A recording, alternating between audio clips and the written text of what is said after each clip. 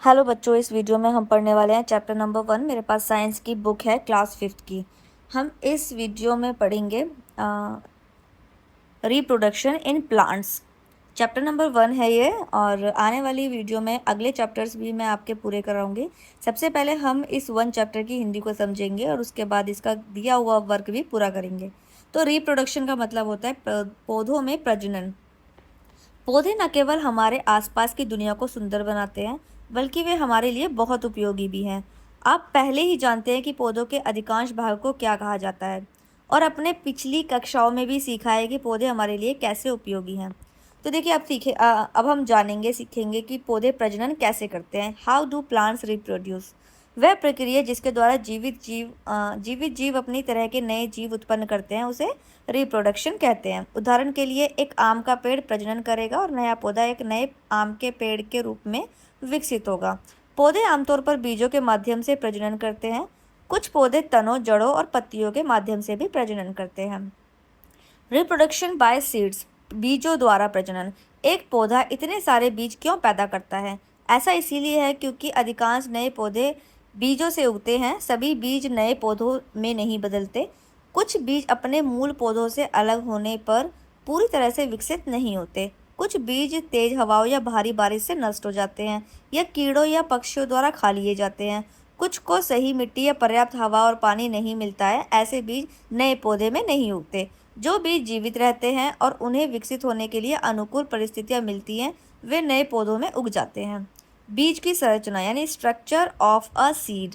एक बीज का बाहरी आवरण होता है जिसे बीज का आवरण कहते हैं। यह भ्रूण की रक्षा करता है। इसमें पानी अंदर जाने के लिए एक छोटा सा छेद होता है। चने, मटर और बीन्स के बीज आवरण के अंदर 2 बीज पत्र होते हैं। गेहूं, मक्का या चावल में केवल एक बीज पत्र होता है। बीज पत्रों के बीच या अंदर एक नन्हा पौधा होता है। इस नन्हे पौधों में एक छोटा प्ररोह और एक छोटी जड़ होती है। हरे पत्ते उगने तक नन्हे पौधे के लिए भोजन बीज पत्रों में जमा रहता है। सीड जर्मिनेशन, बीज का अंकुर में विकसित होने की प्रक्रिया को जर्मिनेशन कहा जाता है। सीड डिस्पर्सल, हम जानते हैं कि पौधे खुद नहीं चल सकते, इसीलिए प्रकृति ने कुछ ऐसे तरीके अपनाए हैं जिनसे पौधों के बीज लंबी दूरी तक फैल जाते हैं। मार्ग पौधे से बीजों को दूर बिखरना बीज प्रकीर्णन यानी डिस्पर्सल ऑफ सीड्स कहलाता है। बीज हवा, पानी, पक्षियों और जानवरों आदि द्वारा फैलाए जाते हैं। इन्हें प्रकीर्णन के कारण एजेंट्स ऑफ डिस्पर्सल कहा जाता है। हवा द्वारा प्रकीर्णन, हवा द्वारा फैलाए जाने वाले बीज हल्के और छोटे होने चाहिए। उनके पास हवा में उड़ने के लिए बाल या पंख होते हैं। पानी द्वारा प्रकीर्णन, पानी या उसके पास उगने वाले पौधों के बीच पानी द्वारा फैलाए जाते हैं। इन पौधों के बीज फल में स्पंजी या रेशेदार बाहरी आवरण होता है जो उन्हें तैरने में मदद करता है। जानवरों द्वारा प्रकीर्णन, जानवर और इंसान सेब, आम और तरबूज जैसे फल खाते हैं और इनके बीज फेंक देते हैं। कुछ बीज ऐसे जेथियम और टाइगर नेल में कांटे होते हैं जो जानवरों के शरीर या इंसानों के कपड़ों में चिपक जाते हैं और दूसरी जगहों पर ले जाए जाते हैं। विस्फोटक द्वारा प्रकीर्णन, मटर जैसी कुछ फलियां सूखने पर फट जाती हैं। विस्फोट का बल बीजों को बिखेरने में मदद करता है। वेजिटेटिव प्रोपेगेशन, जब पौधे बीज के माध्यम से नहीं बल्कि अपने शारीरिक अंगों जैसे जड़ों, तनों और पत्तियों की मदद से प्रजनन करते हैं तो इसे वेजिटेटिव प्रोपेगेशन कहते हैं।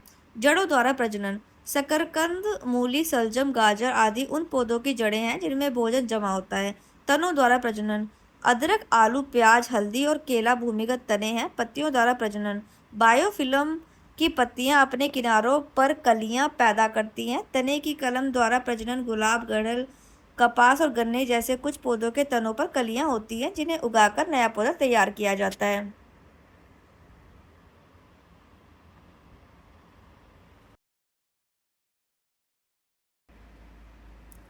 बीजाणुओं द्वारा प्रजनन, मोल्ड, मशरूम और फर्न फूल न देने वाले पौधे हैं। वे फूलों के बजाय बीजाणु पैदा करते हैं। अब देखिए क्रॉप्स, भोजन या अन्य उपयोगी उत्पाद प्राप्त करने के लिए किसानों द्वारा खेतों में उगाए जाने वाले पौधों को फसलें या क्रॉप्स कहते हैं। खेतों में फसल उगाने की प्रक्रिया को कल्टीवेशन कहा जाता है। अगर आपसे पूछे कल्टीवेशन किसे कहा जाता है, तो जो किसान होते हैं जो खेतों में फसल उगाते हैं, और खेतों में फसल उगने की प्रक्रिया को ही कल्टीवेशन कहा जाता है। खरीफ फसलें, कुछ फसलें गर्मियों में उगाई जाती हैं, उन्हें खरीफ फसलें कहते हैं। रबी फसलें, कुछ अन्य फसलें सर्दियों में उगाई जाती हैं, उन्हें रबी फसलें कहते हैं। फसलों की सुरक्षा, पक्षी कीड़े और फसलों को नुकसान पहुंचाते हैं। फसलों को बचाने के लिए हम कीटनाशकों का छिड़काव कर सकते हैं। कृषि, एग्रीकल्चर, देश की पूरी आबादी को खिलाने के लिए बड़े पैमाने पर पौधे को उगाने की प्रक्रिया को एग्रीकल्चर कहा जाता है।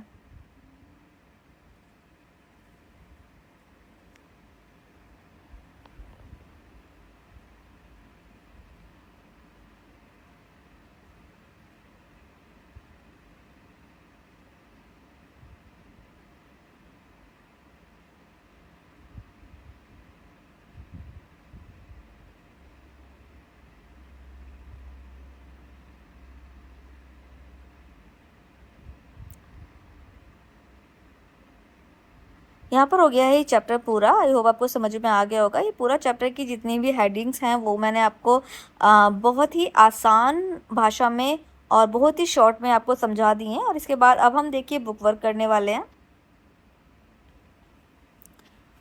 बुक वर्क में सबसे पहले दिए गए हैं टिक द करेक्ट ऑप्शन, जल्दी से फिल कर लीजिए। मैंने यहाँ पर फिल कर दिए हैं। इसके बाद देखिए यहाँ पर दिए हुए हैं fill in the blanks and true false हैं, फिल कर लीजिए। इसके बाद क्वेश्चंस के आंसर हैं, फिल कर लीजिए। और इसके बाद डी और ई भी मैंने फिल कर दिया, ये भी फिल कर लीजिएगा। इसी के साथ में ये चैप्टर कंप्लीट हो गया है। आने वाली नेक्स्ट वीडियो में हम अगले चैप्टर को पढ़ेंगे।